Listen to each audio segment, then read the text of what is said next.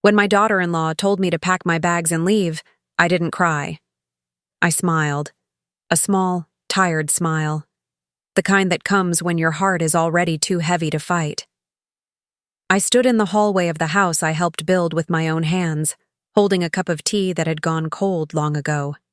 She didn't look at me when she said it, just pointed to the spare room where I'd been sleeping for the last 6 months and said, "You need to go, May. This isn't your home anymore." I wanted to ask why. I wanted to remind her how I used to rock her babies to sleep when she was too tired to stand. How I cooked for them every Sunday, folded their tiny clothes, sang them lullabies my own mother taught me. But the words got stuck somewhere behind the lump in my throat, so I just nodded and smiled. Because sometimes love doesn't shout, it just quietly breaks. My name is May. I'm 71 years old. I raised 3 children in a little blue house on Maple Street. I buried my husband 20 years ago, and for the last 6 months, I thought I had found a second family. But families, I've learned, can turn into strangers faster than you can say, "Good night." I never thought I'd be begging to stay in my own son's home. I never thought I'd be standing outside a locked door, whispering through the wood, "Please, let me in. I have nowhere else to go." But that's exactly what happened. And this is my story. Not the kind with villains or heroes, just people. People who loved, who hurt, who made mistakes. And one old woman who learned that sometimes the hardest thing isn't losing a home, it's realizing you were never really wanted in it.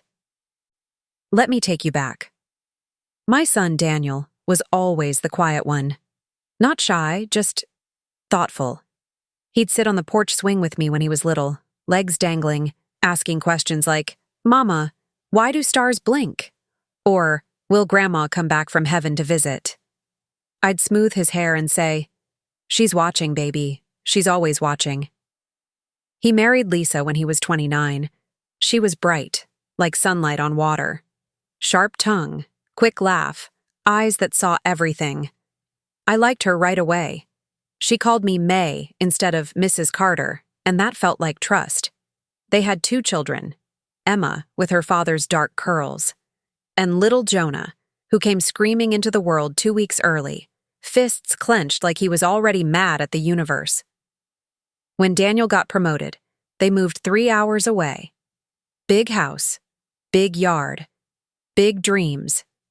I stayed in the blue house on Maple Street. It got quieter every year. The neighbors moved. The trees grew taller.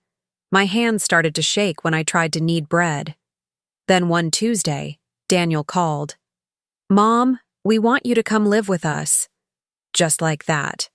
I laughed, thinking he was joking. He wasn't. Lisa says the kids need their grandma. And we need you. I packed 2 suitcases, left the blue house with the key under the mat for the realtor, took the bus north with a heart full of hope and a tin of homemade oatmeal cookies. The first month was golden. I woke up to Jonah's sticky fingers on my cheek. Emma wanted me to braid her hair every morning. Lisa worked from home, so we'd drink coffee on the back porch while the kids played in the sprinklers. She'd say, "May, you're a lifesaver. I don't know how I'd do this without you." I'd wave it off. But inside, I was glowing. I cooked their favorites. Chicken pot pie on Mondays, spaghetti with meatballs the size of golf balls, apple crisp on Sundays with extra cinnamon because Jonah liked to sneeze when he smelled it. Daniel would come home, kiss my cheek, and say, "Smells like love in here." I believed him.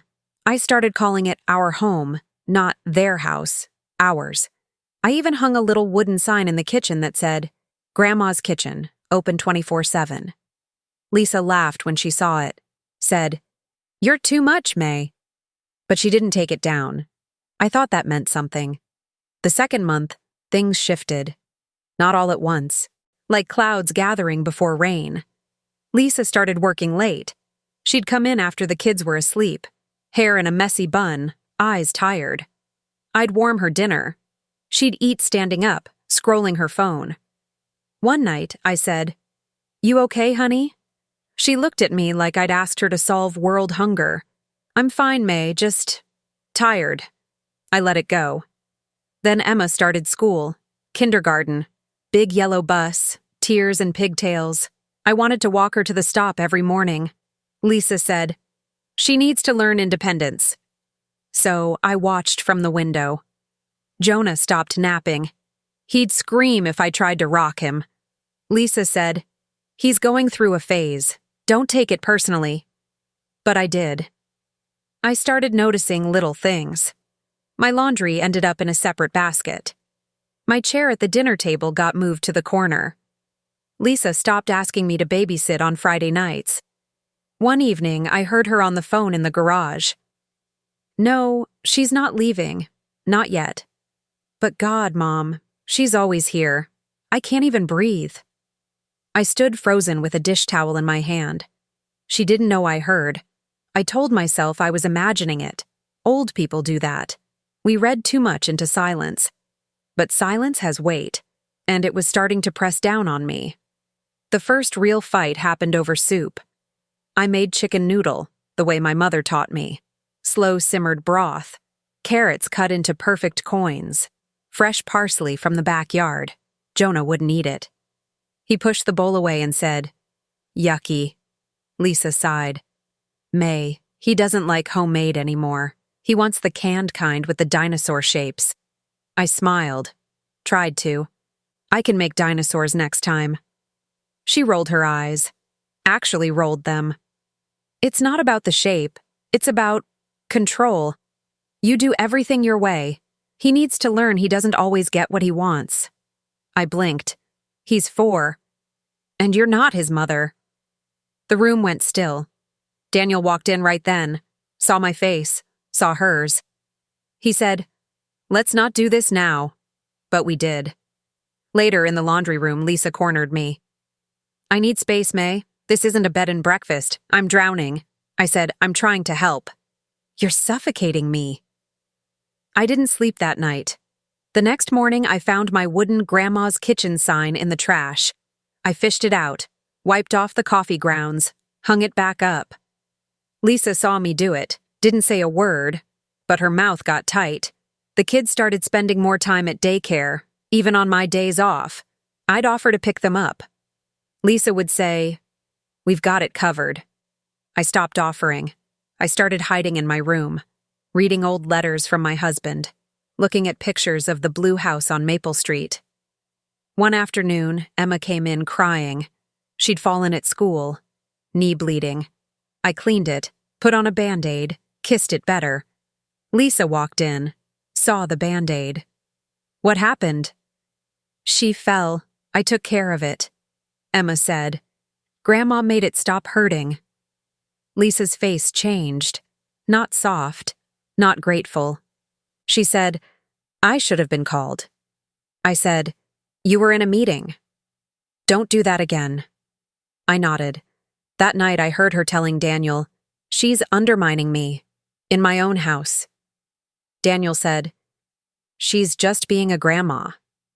"She's not their grandma, not really. She's your mom. There's a difference." I pressed my ear to the door, wanted to hear him defend me. He didn't. The next week, my things started disappearing. My slippers, my favorite mug, the Afghan I crocheted for the couch.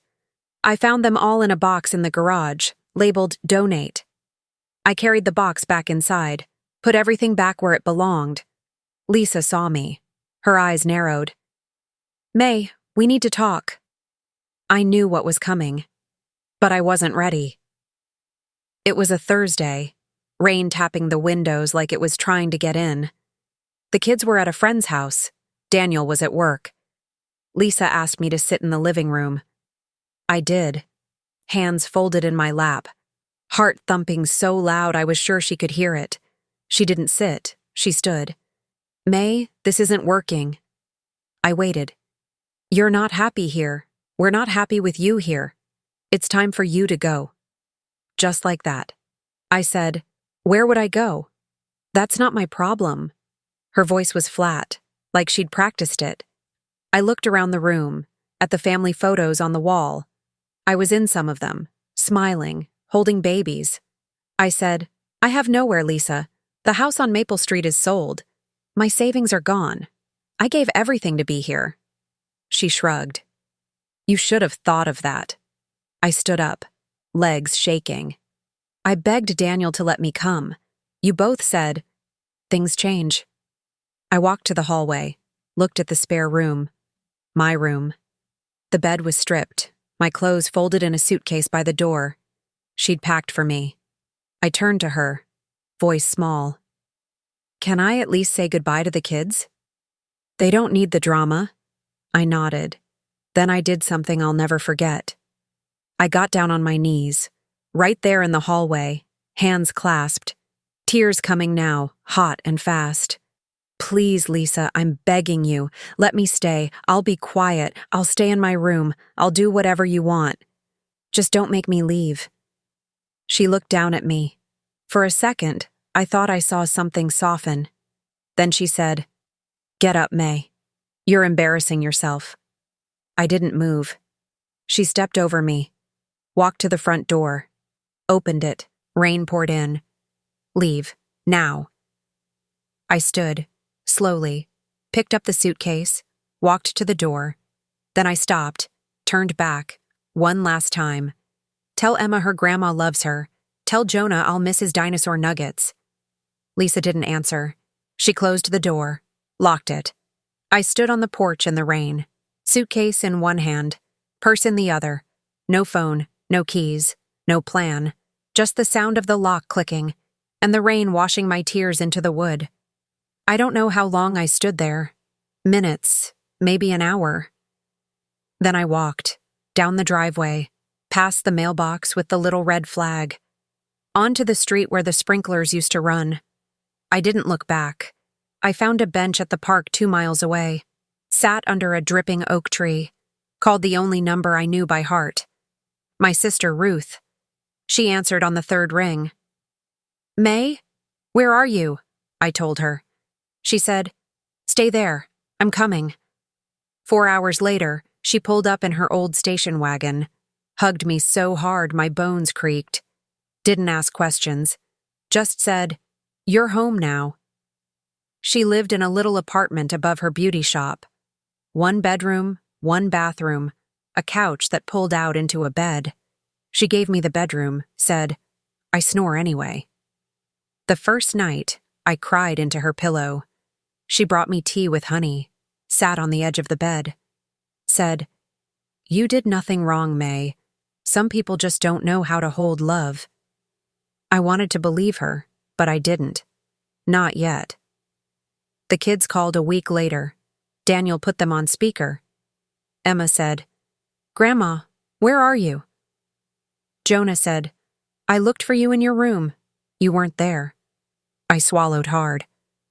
I'm staying with Aunt Ruth for a while. Emma asked, When are you coming back? I looked at Ruth. She shook her head. I said, I don't know, baby. Lisa got on the phone. Her voice was tight. This is for the best, May. Don't make it harder than it has to be. I said, Take care of them. She hung up.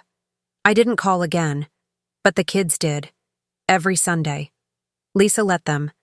Maybe out of guilt. Maybe because Emma cried if she didn't. I sent cards. Drew pictures with Jonah over video. Taught Emma how to knit a scarf. Little threads. Holding me together. One day, Ruth said, You should write it down. What? All of it. The soup. The sign. The locked door. Let it out. So I did. In a spiral notebook from the dollar store, page after page. When it was full, I started another. Then Ruth said, Read it to me. I did. Voice shaking. She cried, said, That's not just your story, May. That's every grandma who ever got pushed out. She knew someone who knew someone. A small YouTube channel. Real stories. Real voices. They wanted to tell mine. I said no. Then yes. Then no again. Finally, Ruth said, You don't have to show your face, just your words. Let other Mays know they're not alone. So I did. They called it Voices of Auntie May. First video got 10,000 views, then 100,000. Comments poured in. I'm crying. This is my mom.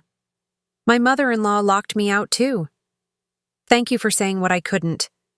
I read them all, cried in the bathroom so Ruth wouldn't hear. 6 months later, a letter came, handwritten, from Lisa. I almost threw it away. Ruth said, "Read it, May. You don't have to answer. Just read." I did. It said, "May, I was wrong.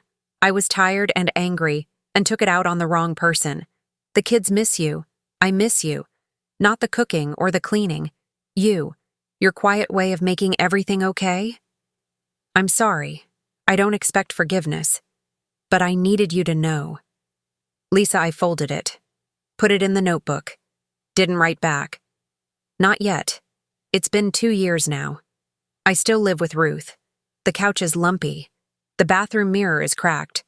But every morning, I wake up to the smell of coffee and the sound of her humming old hymns. I volunteer at the senior center. Teach knitting on Tuesdays. Read to kids on Thursdays. Emma and Jonah visit once a month. Lisa drives them. Stays in the car. We wave. That's enough for now. I kept the wooden sign. Hung it above Ruth's stove. Grandma's kitchen, open 24/7. She laughs every time she sees it. Says, "You weren't wrong, May. Just in the wrong kitchen." Some nights I sit on the fire escape, look at the stars, whisper to my husband, "I'm okay, Tom. I really am." And I am. Not because the hurt is gone. It's not. Some doors, once locked, stay locked. But because I learned something the rain taught me that night on the porch. Love isn't a house you live in. It's a light you carry, and no one can turn it off. Not even when they lock the door. So I keep it on. For Emma, for Jonah, for the other Mays out there, sitting on benches in the rain. You are not forgotten. You are not too much. You are not alone. Your love mattered. It still does. And one day someone will open a door. Maybe not the one you expected, but a door. And you'll walk through, head high, heart full, carrying your light. Because that's what grandmas do. We don't stop shining. We just find new windows. Tell in the comments where are you watching from, and subscribe to the channel and watch more videos from the channel.